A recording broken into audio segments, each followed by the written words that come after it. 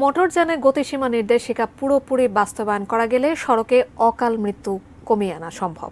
এর ফলে বিশেষ করে নারী, শিশু ও বয়স্ক মানুষ সহ ঝুঁকিপূর্ণ পথচারীদের নিরাপত্তা নিশ্চিত হবে। বুধবার দুপুরে জাতীয় প্রেসক্লাবের সড়ক নিরাপত্তা ইস্যুতে সক্রিয় কয়েকটি সংগঠনের জোট রোড সেফটি কোয়ালিশন বাংলাদেশ আয়োজিত সংবাদ সম্মেলনে এই কথা জানানো হয়। এতে কোয়ালিশনের প্রতিনিধি ও নিরাপদ সড়ক চেয়ারম্যান ইলিয়াস কাঞ্চন বলেন, ভিন্ন ভিন্ন লেন করলে নির্ধারিত গতিসীমা প্রতিপালন সহজ হবে।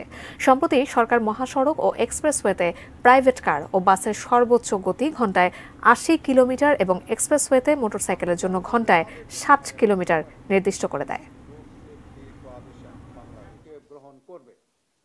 কোয়ালিশন দৃঢ়ভাবে বিশ্বাস করে যে এই নির্দেশিকাটি বাস্তবায়ন করা গেলে পরিবেশের মধ্যে কার্বন নিঃসরণ কমে যাবে, প্রতিরোধযোগ্য রোড ক্র্যাশ এবং সড়কে অকাল মৃত্যু কমিয়ে আনা সম্ভব হবে, ব্যক্তি ও সরকারের চিকিৎসা ব্যয় হ্রাস পাবে তথা সরকারের রাজস্ব বৃদ্ধি পাবে, টেকসই উন্নয়নের ভূমিকা রাখবে।